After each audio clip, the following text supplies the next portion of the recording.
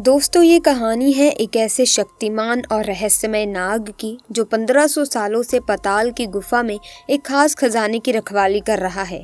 सुनने में थोड़ा अजीब लग सकता है, लेकिन ये बात हिंदू धर्म की पुरानी कहानियों और शिवजी के चमत्कारों से जुड़ी हुई है। आपने कभी शेषनाग का नाम सुना है? वही शेषनाग जो महादेव के साथ हमेशा रहता है और उनकी शक्ति का प्रतीक भी है। कहानी ये कहती है कि शेषनाग अपना पूरा जीवन एक ऐसे खजाने की रक्षा में बिताता है जो दुनिया के लिए एक रहस्य है। आज हम बात करेंगे उसी खजाने और शेषनाग के बारे में जो महादेव के चमत्कारों का हिस्सा है। दोस्तों, शेषनाग, जिन्हें हिंदू धर्म में भगवान विष्णु के काल, आकाश और पृथ्वी के बीच साक्षात निवास माना जाता है, अपने हजारों सिरों के साथ इस खजाने की रखवाली करते आ रहे हैं। कहा जाता है कि ये खजाना न केवल सोने चांदी से भरा है, बल्कि उसमें दिव्य शक्तियाँ और अनमोल रत्नों का भी खजाना है, जिसे कोई साधारण इंसान प्राप्त करने का साहस नहीं कर सकता। आज तक इस खजाने का रहस्य और शेषनाग का अस्तित्व लोगों के लिए एक बड़ा सवाल बना हुआ है। तो आइए जानते हैं इस रहस्यमय गुफा और शेषनाग के बारे में कुछ अनकहे और अद्भुत पहलू जो आपके दिमाग को झकझोर कर रख देंगे। लेकिन इस वीडियो में आगे बढ़ने से पहले जो भी महादेव के परम भक्त हैं वो कमेंट सेक्शन में हर हर महादेव, जय नाग देवता ज़रूर लिखें और चैनल को सब्सक्राइब करके बेल आइकन को प्रेस करें ताकि नए वीडियोज़ की अपडेट आपको मिलती रहे। दोस्तों, ये सत्य घटना है उत्तर प्रदेश के एक छोटे से गांव महोबा की। आज से कई साल पहले अनिरुद्ध नाम का एक लड़का उत्तर प्रदेश के लखनऊ में रहा करता था। उसकी माँ उत्तर प्रदेश के एक छोटे से गांव महोबा से बिलोंग करती थी, इसीलिए अक्सर वो अपनी गर्मियों की छुट्टियों में अपने नाना जी के गांव महोबा चले जाता था। उसी महोबा गांव में एक बहुत पुराना और गहरा कुआं था, जो गर्मियों के समय जब अनिरुद्ध के गर्मियों की छुट्टियां रहती थी तब अक्सर सूखा रहता था। तब लोगों का ये मानना था कि इस कुएं के अंदर से ही पाताल की गुफा जाती है और अनिरुद्ध के नाना जी भी इस कुएं से जुड़ी बहुत ही प्रचलित कहानियां उसे सुनाया करते थे।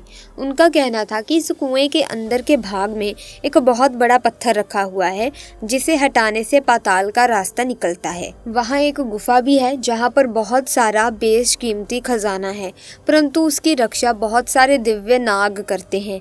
धीरे धीरे अनिरुद्ध भी उस खजाने को देखने और प्राप्त करने के सपने देखने लगा। एक समय जब वो अपने परिवार के साथ गर्मियों की छुट्टियों में अपने नाना जी के गाँव महोबा आया हुआ था, तभी उसके नाना जी का देहांत हो गया। एक दिन अनिरुद्ध उस कुएं के पास गेंद से खेल रहा था, तभी उसकी गेंद अचानक से उस प्राचीन कुएं के अंदर गिर गई। उसके भीतर उतरने के लिए सीढ़ियां लगी हुई थी। अपनी गेंद निकालने के लिए सीढ़ियां पार करते करते अनिरुद्ध उस कुएं के बहुत अंदर आ चुका था। उस कुएं के बहुत अंदर तक पहुंच जाने के बाद उसे एक ऐसा पत्थर दिखाई दिया जो वास्तव में बहुत ही ज्यादा प्राचीन नजर आ रहा था।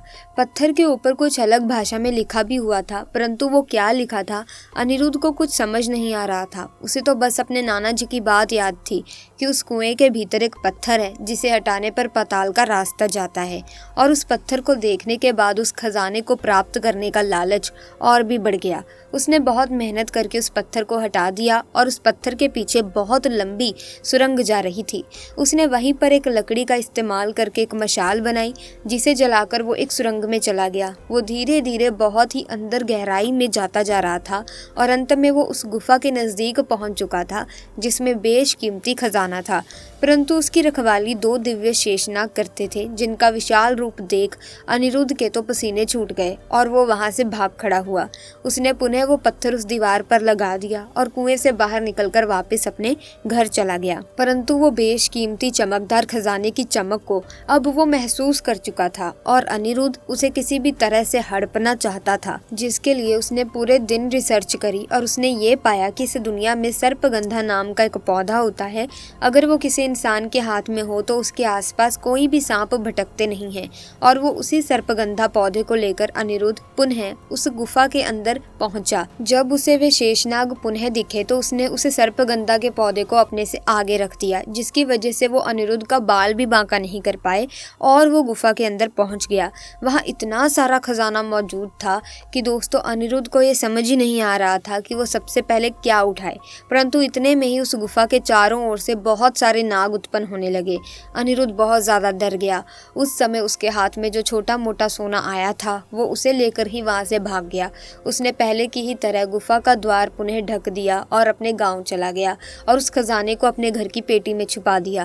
परंतु उसे इस बात का अंदाज़ा नहीं था कि उसकी एक गलती की कीमत पूरे गाँव वालों को चुकानी पड़ेगी। जैसे ही उस प्राचीन खजाने से थोड़े से खजाने की चोरी हुई, अगले दिन से पूरे गाँव वालों के ऊपर मुसीबतों का पहाड़ टूट पड़ा। बहुत अधिक वर्षा होने के कारण गाँव वालों की सारी फसल खराब हो गई। सभी के बच्चे धीरे धीरे बीमार पड़ने लगे। गाँव में इस तरह के बड़े अकाल को देखकर गाँव के मुखिया ने एक मीटिंग बुलाई, जिसमें सभी ने यही प्रश्न रखा हो कि हो ना हो हमारे गाँव को किसी न किसी की नज़र लग चुकी है।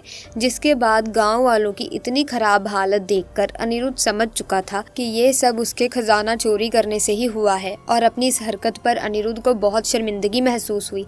जिसके बाद उसने सभी गाँव वालों के सामने ये बात कबूल की कि उसने उस प्राचीन कुएं में जाकर खजाने की चोरी की है, जिसका दंड पूरे गाँव वालों को भुगतना पड़ रहा है।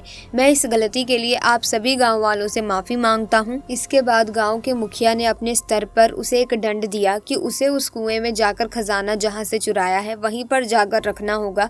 इसके लिए उन्होंने पूरी व्यवस्था कराई। जिसके बाद उस गाँव में बहुत ही सिद्धि प्राप्त किए हुए बाबा को बुलाया गया। उन्होंने अनिरुद्ध के घर से उस खजाने को लिया और कुएं के अंदर जाकर उस गुफा में प्रवेश कर दिव्य शेषनाग को प्रणाम किया और जहाँ से खजाना निकाला गया था उसे उसी जगह पर रख दिया। जिसके बाद इस चीज का सकारात्मक परिणाम गांव वालों में देखने को मिला और धीरे धीरे गांव की स्थिति पुनः सामान्य हो गई, नॉर्मल हो गई।